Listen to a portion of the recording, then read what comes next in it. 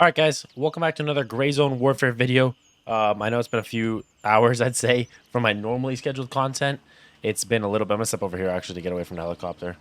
I know it's been a few hours since I uploaded it, but I'm back. I was at Formula One Grand Prix in Miami, enjoying that for this weekend. We're back, and we're gonna be grinding all night, trying to get videos out and guides for you guys. So hopefully this helps you guys out. Today we're gonna be talking about some healing. I know I had a lot of people in the comments asking what to use when they get shot, because they never really played a hardcore game, and I'm gonna do my best to quickly get you a simple, straightforward explanation as far as what each healing item does and when you're going to need it.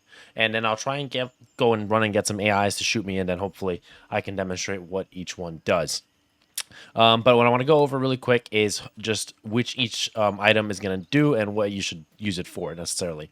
So the blood kit right here, the blood bag, this is essentially what you're going to use when you have a friendly that is knocked out unconscious. So if you've noticed, if you've been playing, when you get shot by AI or by other players and you don't die right away, what happens if you get knocked into an unconscious state? And what that means is you can actually still be revived. You don't have to respawn. You can actually click the give up button in the bottom of your screen. But if you want to be revived, players need to have this large blood bag in their vests. It can't be in your bag or in your safe container. It needs to be in somewhere that's like accessible, which I believe the only place, because it's a 2-slot item, is your vest. But they can actually use that, or you can use that item on another knocked out player. Like that, it'll give you the ability to revive an unconscious player and get them back into fight. It'll guide you through it as far as what you need to do. So it might have you also require to use gauze to bandage some other injuries or something like that they might have. But the blood bag is essential for reviving a knocked out unconscious player. So make sure you have that on you at all times, especially if you're playing with friends or with a group. The next thing is the serve kit. So the serve kit, what it does is it does surgery on limbs and body parts that have been damaged internally. What I mean by that, I will show you hopefully to the best of my ability with a clip. But what I mean by that is so the serve kit, if your lungs are yellow or if your stomach is yellow, if something outside of the actual like whole arm, for example, being yellow, I'm talking like specific body parts. For example, if your brain is red or something like that, you can actually use a surgical kit to fix those parts and get yourself back in the fight.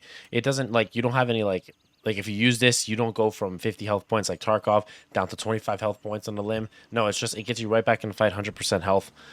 So that's really nice to have, especially if you have limbs, internal organs that need to be surgically repaired. The serve kit is going to be doing that for you. The next thing I have in this QR kit, this quick response kit, is it quick response? Quick release first aid kit. I thought it was quick response this whole time. But the quick response or quick release kit. So you have a couple things here. So the painkillers right here, the meloxicam, and you've also see the Ebolin, I believe is what it's called, throughout the map.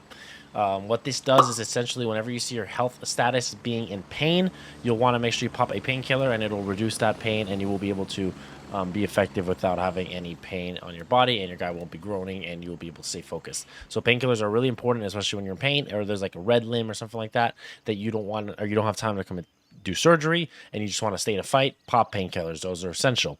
The next thing is Splint. So Splint will it will fix broken bones. The way you can tell what a broken bone looks like, also I still hope I have a clip for you. So one of these broken bones, for example, like your legs, whenever you break your legs, they're actually, the bone itself is highlighted yellow or red. So then what you'll need to do is you'll want to use a splint. So for example, if your arm is fractured, you'll actually see the individual bone be colored in and show you that you have a fracture. I'm actually going to try and jump off the roof right now. I'm going to cut to that real quick so you can see what that looks like. All right. So, pardon the helicopter noise, but here you can tell that my limbs are yellow. What that means is they need a splint in order to be healed. And what I'll do is I'll go ahead and use that. You can right-click on items to use them really quick. And that's the easiest way I've found to use them. I'm not sure if there's a quicker way. If somebody in the comments might know. I'm not aware if there is. But like you can tell, now essentially, and you can also drag and click over if you want to individually heal something. But if you just want to right-click, use. So if you want to drag it over, you can. So you can drag and then hover it and then just drop it on that individual bone, and it'll perform a quick little recovery and then heal your bones so you're back to full operational in terms of your leg. So that's the splint. It's really important to have. Definitely one of the most important ones to have on the in your pouch. Also, I recommend that you would definitely put the med items in your safe container. It definitely helps as far as not having to spend money on buying a bunch of heals, but also when you're out in the world, make sure you loot a bunch of the players, because a lot of the AI have heals on them.